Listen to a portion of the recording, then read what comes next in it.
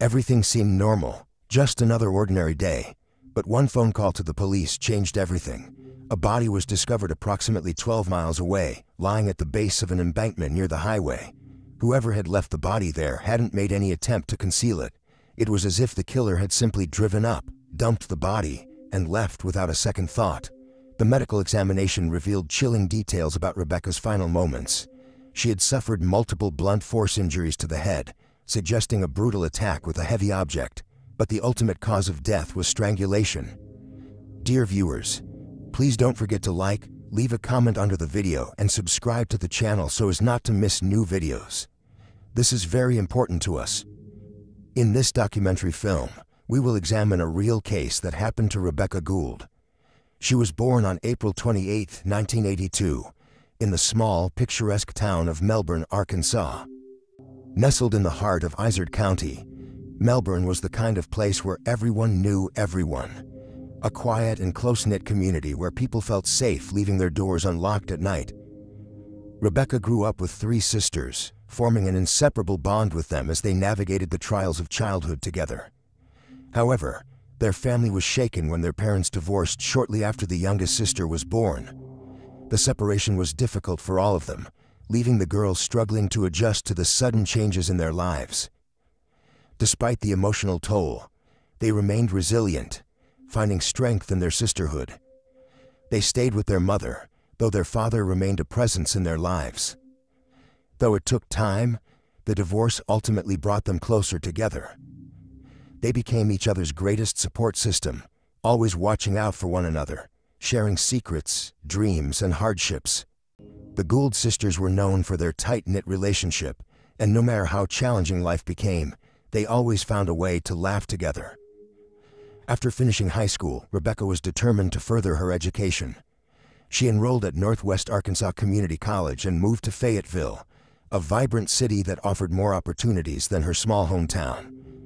One of her sisters was already studying there, which made the transition easier, and the two saw each other almost every day. Being away from home wasn't always easy, but knowing her sister was close by made everything feel a little less lonely. Rebekah and her sisters frequently visited their family in Melbourne, making the short 25-mile trip whenever they could, though balancing studies and family time was sometimes a challenge. By September 2004, 22-year-old Rebekah was on the cusp of significant change. She had spent the last few months considering transferring to the University of Arkansas, eager to expand her horizons and further her education. Finally, the opportunity presented itself, and she planned to make the switch. However, before beginning a new chapter at a bigger university, she decided to complete one more semester at her current college. It was an exciting yet bittersweet decision, as she would be leaving behind familiar faces and routines. As the start of the semester approached, Rebekah and her sister made plans to return home for the weekend, eager to spend time with their family before their schedules became too hectic again. Rebekah had another reason for heading back to Melbourne. Her boyfriend Casey lived in a nearby town, and she was looking forward to seeing him.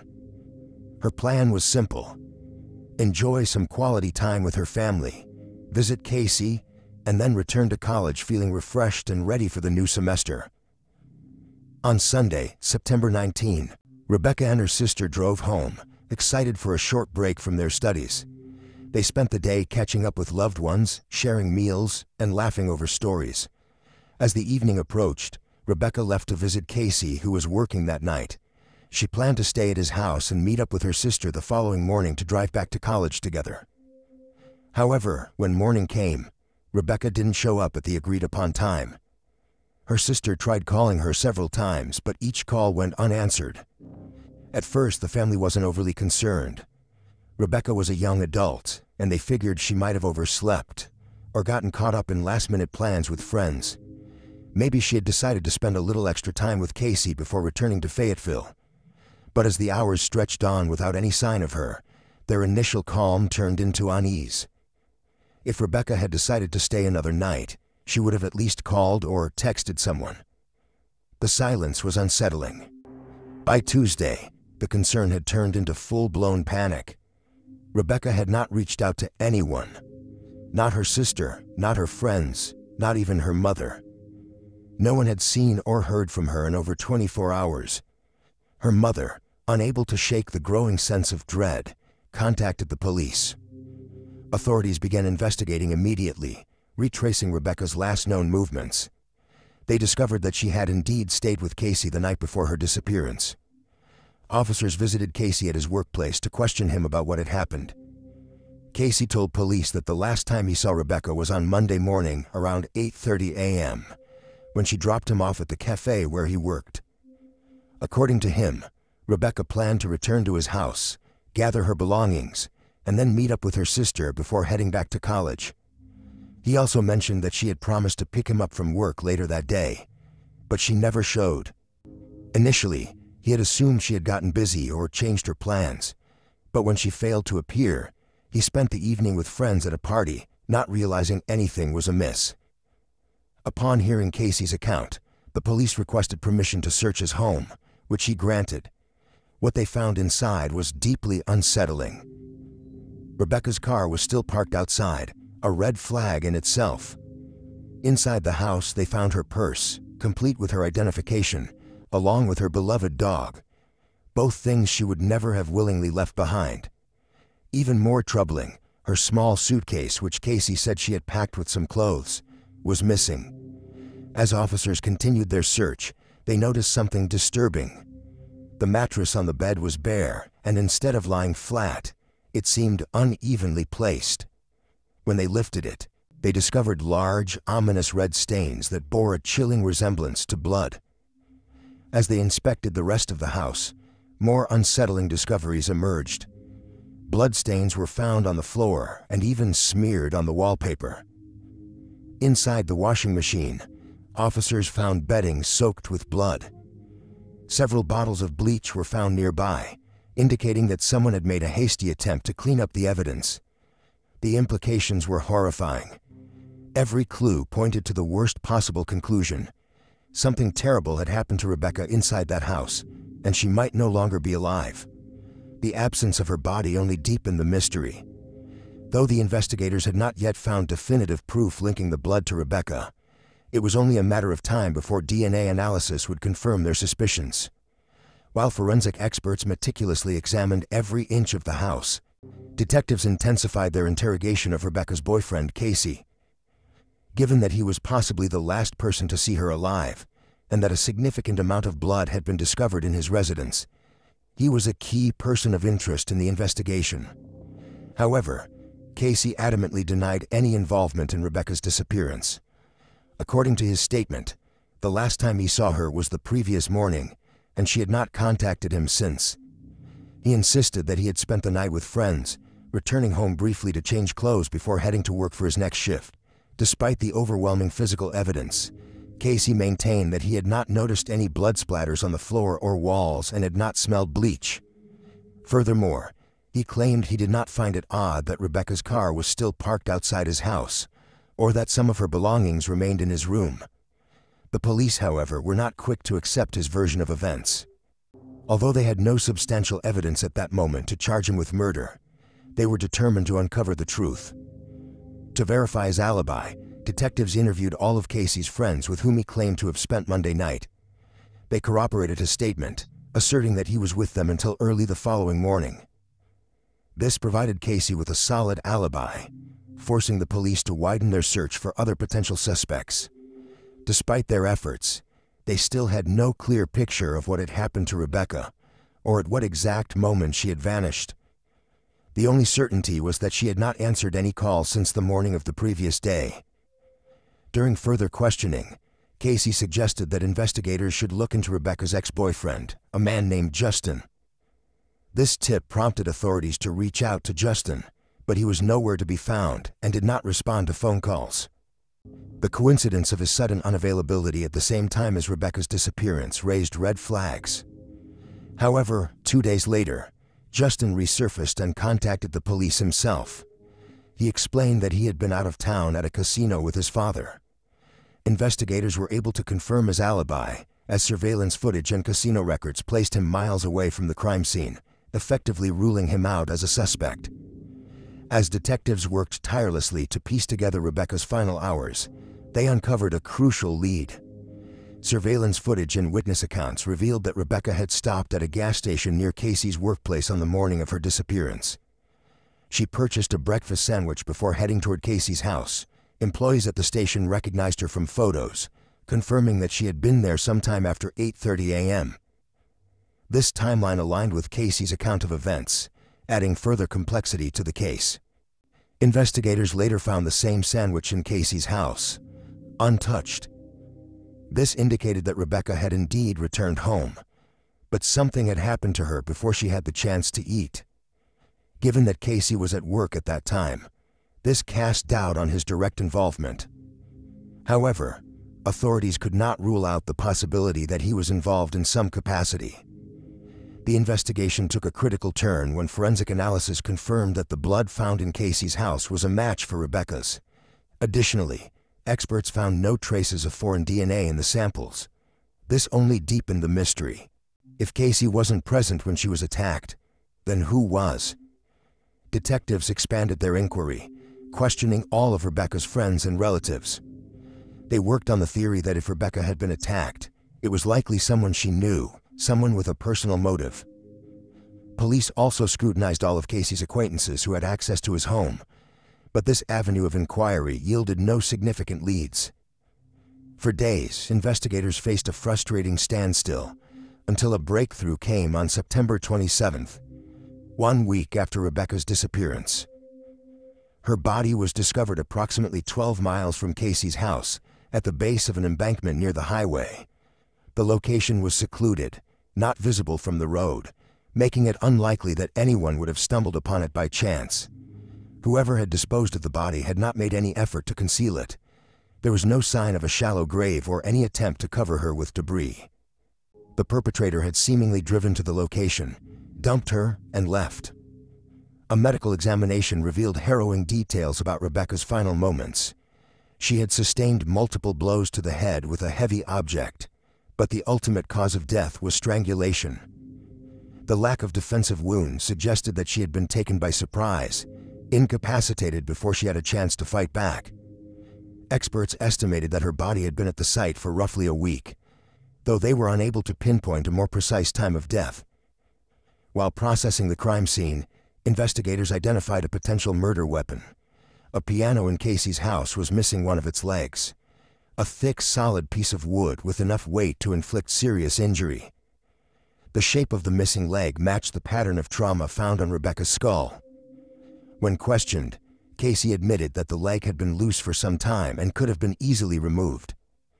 However, the police failed to locate the missing piano leg, despite an extensive search of Casey's house, the surrounding area, and even the location where Rebekah's body was discovered. The complete absence of this potential murder weapon only deepened the mystery.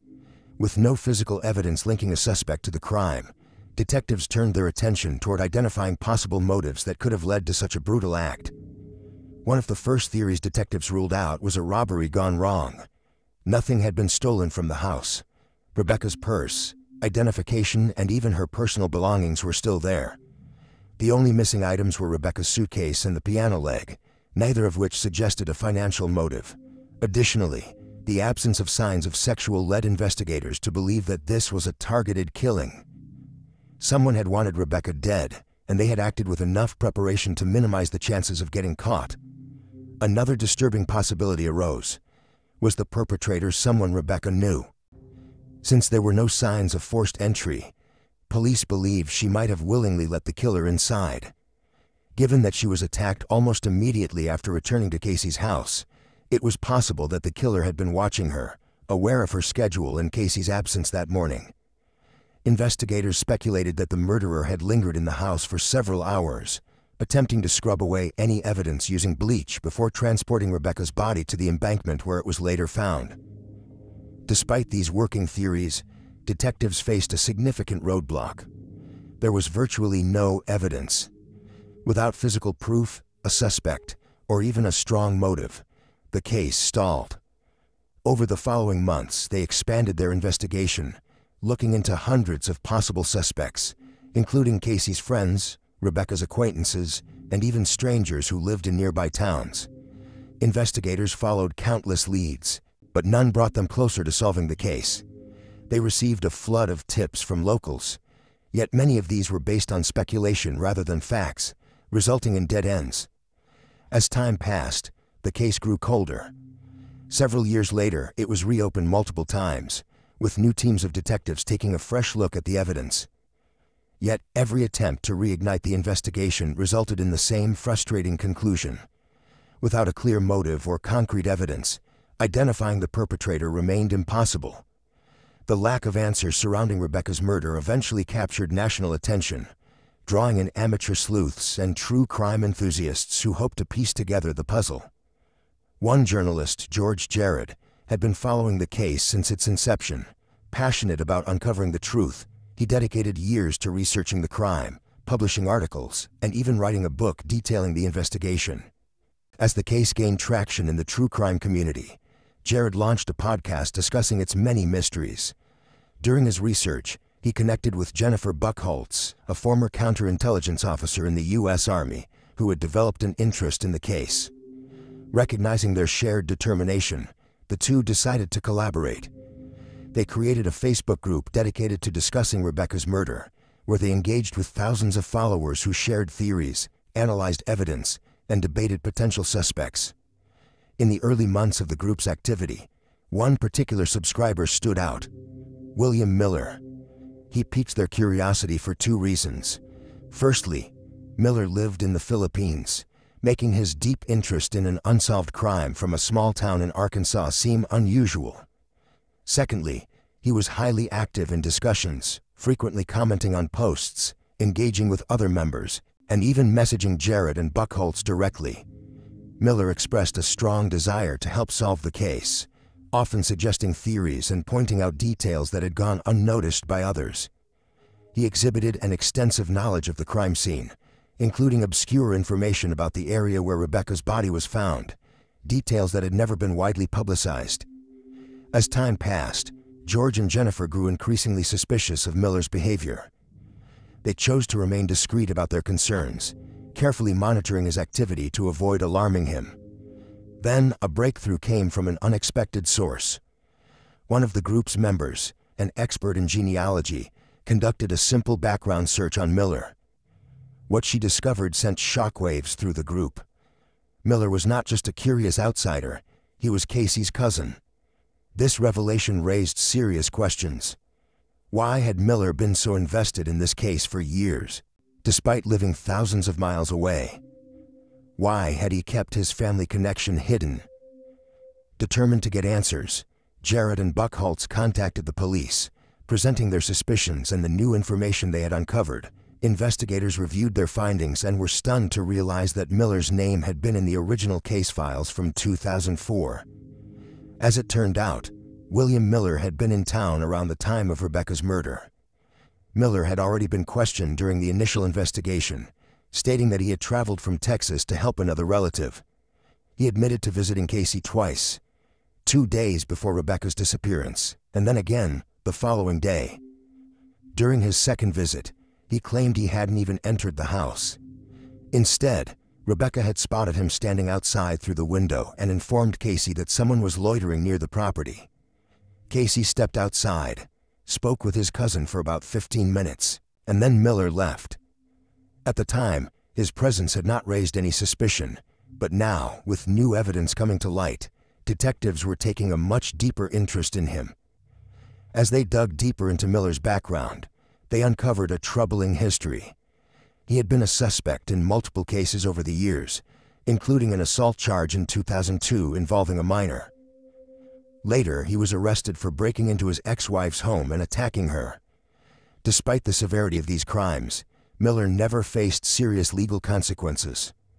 Eventually, he relocated to the Philippines, where he started a new life. Marrying, having children, and working on offshore oil rigs. Detectives were eager to question him again, but with Miller living overseas, bringing him in was nearly impossible. He was also unresponsive to attempts at contact. The police had no choice but to wait for him to return to the United States. This finally happened in 2020 when customs officials notified authorities that Miller had re-entered the country and traveled to Oregon, where his mother lived. Detectives called his mother in an attempt to locate him, but she claimed she had not seen her son in a long time. However, detectives knew she was lying. Miller was in town, and they needed to act fast. Realizing that they had no direct evidence linking him to the crime, the police formulated a strategy. If Miller was indeed involved in Rebekah's murder, they needed to find a way to extract a confession. Detective Mike McNeil, who was leading the investigation, took a calculated approach. Instead of immediately confronting Miller with accusations, he casually explained that they were conducting follow-up interviews with everyone involved in the case. Miller, appearing cooperative, agreed to speak and insisted he had nothing to hide. Then McNeil suggested something unexpected. He asked Miller if he would be willing to take a polygraph test. Surprisingly, Miller agreed. He then traveled back to Arkansas for what he thought would be a routine follow-up. Upon arrival, Detective McNeil pretended to call the local police chief, inquiring whether a polygraph specialist happened to be available. Miller, unaware that this was part of a strategy, immediately became visibly nervous and attempted to steer the conversation in another direction. Meanwhile, the detective continued the charade, stepping away as if making arrangements. A few moments later, he returned and informed Miller that, by pure luck, a polygraph expert could arrive in just 30 minutes. In reality, the specialist was already waiting in the next room.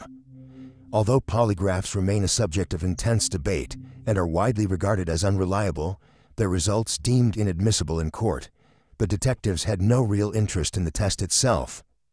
Their true objective was psychological.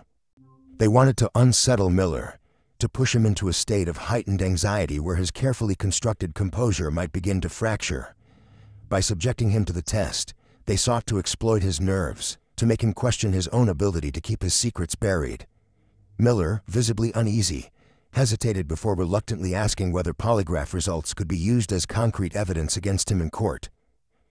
Detective McNeil, sensing the opportunity, responded ambiguously, crafting his words carefully to maintain an air of authority without outright lying. "In some cases they can be," he said, deliberately avoiding mention of how infrequent or insignificant such cases were. His evasiveness had the desired effect. Miller's apprehension deepened. Though uncertainty gripped him, he ultimately consented to take the test, unable to find a way to refuse without raising further suspicion. As expected, Miller failed spectacularly. The polygraph examiner, following standard protocol, concluded that Miller had been deceptive in answering all critical questions, particularly those concerning his connection to Rebekah's murder. His responses betrayed him, his body's involuntary reactions exposing the guilt he had tried so hard to suppress. The detectives had been waiting for this moment. Watching Miller's anxiety spike, McNeil pressed forward without hesitation. His voice calm but firm, he delivered the next blow. Forensic analysts, he claimed, had recently re-examined evidence from the original investigation and had discovered traces of Rebekah's DNA in samples taken from Miller's car. In reality, no such forensic findings existed. The police had never collected or tested any DNA from Miller's vehicle back in 2004. It was a calculated deception, a legal but ethically dubious interrogation tactic designed to push a suspect over the edge. Miller's reaction was instantaneous. His expression changed, his breath hitched, and a wave of panic flickered across his face. He sat motionless for several seconds, his mind racing through the implications. McNeil seized the advantage, driving the point home with relentless insistence. "We have the proof," he said with certainty. "You're caught.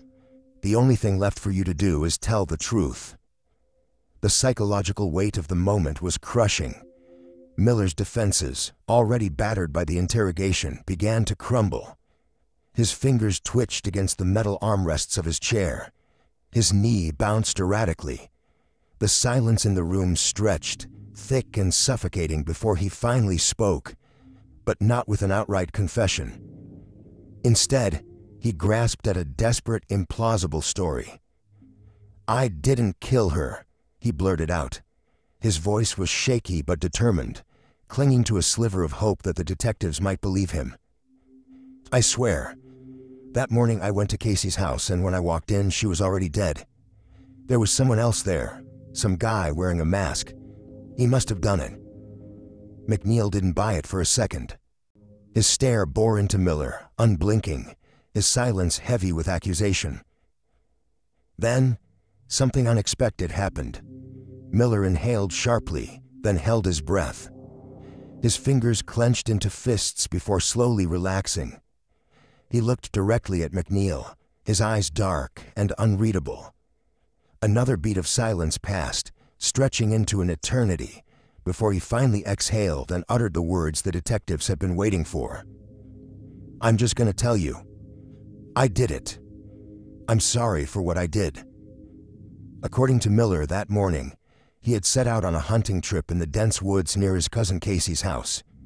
He was familiar with the terrain, having spent years in the area during his school days. However, as he roamed the forest, a thought suddenly struck him. Casey's girlfriend Rebekah was at the house. For reasons he could not fully explain, he felt an urge to speak with her. It was an inexplicable compulsion that soon escalated into something far more sinister. Miller knocked on the door, fabricating a pretext to enter. He told Rebekah that he needed to use the phone, and she, unsuspecting of any ill intent, let him in without hesitation. While pretending to make a call, Miller began pacing the living room, his mind racing. Meanwhile, Rebekah had returned to the bedroom, unaware of the violent thoughts boiling beneath the surface of Miller's seemingly calm demeanor. He later claimed that he was suddenly overwhelmed by a violent, uncontrollable rage. A dark impulse took hold of him, an irrepressible need to kill. Spotting a piano leg nearby, he seized it without a second thought and made his way toward the bedroom. Rebekah was lying on the bed, oblivious to the imminent danger. In an instant, he swung the heavy wooden object down upon her head, striking her multiple times with brutal force. When she stopped moving, Miller, in a final act of calculated cruelty, wrapped his hands around her throat and strangled her until he was certain she was dead. Once the heinous act was complete, Miller wasted no time. He wrapped Rebekah's lifeless body in a bedsheet, carried her outside, and placed her in the back of his pickup truck. Determined to erase any evidence of the crime, he scoured the house, frantically scrubbing the floor, walls, and bedding with bleach in an attempt to eliminate the bloodstains. After cleaning as much as he could, Miller drove to the highway and found a secluded embankment. Under the cover of darkness, he disposed of the body, leaving it to decay beneath the trees, hidden from passing motorists. Following his confession, the detective pressed Miller for a motive. What could have driven him to commit such a senseless murder? Miller's response was chilling. He claimed he had simply felt the overwhelming urge to kill Rebekah, with no logical reason or provocation. He insisted that he could not control himself, that the impulse had consumed him entirely. However, at the conclusion of the interrogation, he expressed remorse, stating that he had lived with guilt for years and now had to take responsibility for his actions. Miller was promptly arrested and extradited to Arkansas, where the case was to be prosecuted. But, in an unexpected twist, once he arrived, he abruptly retracted his confession and claimed he was innocent. This sudden reversal threatened to unravel the entire case, as by law, a confession needed to be made in front of a judge, particularly in situations where there was no physical evidence linking the suspect to the crime. Complicating matters further was a procedural error during Miller's arrest. The officer responsible for reading him his rights had been interrupted by Miller's questions, resulting in the Miranda warning being left incomplete. This technicality could have rendered his confession inadmissible in court, potentially setting him free. However, the judge ruled that the recorded confession would still be considered valid. Miller's opportunity to commit the crime, his intimate knowledge of Casey's work schedule, and his detailed account, which matched the crime scene perfectly, were deemed sufficient evidence to proceed. It is also worth noting that Miller had an easy route to escape justice. When police first contacted him in Oregon for questioning, he could have refused to cooperate and simply walked out of the station. Given that there was no concrete evidence against him, he could have easily boarded a flight back to the Philippines, permanently avoiding extradition. Without tangible proof, authorities would have had no legal means to bring him back, and the case would have gone unsolved forever. But Detective McNeil had a strong suspicion that Miller had an underlying desire to confess. His obsessive engagement in the online true crime group, where he frequently commented and interacted with investigators, strongly suggested that he wanted to be noticed. If Miller had truly wanted to keep his involvement hidden, the logical course of action would have been to stay silent and avoid drawing attention to himself. Instead, he had actively inserted himself into discussions about the case, a behavior often observed in individuals who subconsciously want their crimes to be uncovered. Perhaps his decision to remain in the interrogation room without requesting a lawyer was part of this same internal struggle. He simply could not continue living under the weight of his guilt. Eventually, despite his brief attempt to retract his confession, Miller changed his mind yet again. He ultimately struck a plea deal with the prosecution, bringing some form of closure to the case. However, what followed next sent shockwaves through the investigation. While serving time behind bars, Miller made a horrifying revelation. Rebekah was not his only victim. In a chilling admission, he confessed to murdering 5 other women throughout his life. The most disturbing part? He could not even remember their names. According to his new account, he would lure women into his car, drive them to remote locations, and kill them without hesitation. He further revealed that he selected his victims based on appearance, specifically targeting young, slim, and short women with light hair. Detectives immediately recognized the significance of this description. Rebekah had fit his preferred victim profile perfectly. This new information led investigators to reconsider the nature of her murder. Had she been targeted specifically because she matched Miller's preferred type? If Miller was indeed a serial killer, this would explain why he had chosen to kill his cousin's girlfriend without any discernible motive. The act was not personal. It was simply another in a long pattern of horrific crimes. With this confession, law enforcement agencies across multiple jurisdictions reopened cold cases in an attempt to link Miller to other unsolved murders. While the extent of his crimes remains uncertain, one fact is clear. Rebekah's murder was not an isolated incident, but part of a much larger, far more sinister pattern.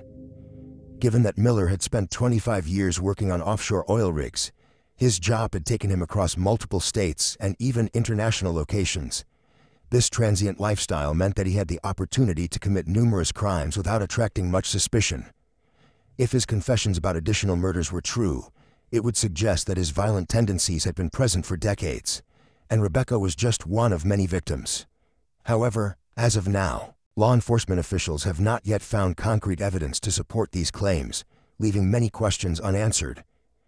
Investigators continue to comb through old case files, re-examining unsolved murders that match Miller's pattern and victim type, hoping to uncover links that might bring justice to other families. In 2022, after a lengthy legal process, William Miller was officially sentenced to 40 years in prison for his confession to Rebekah's murder.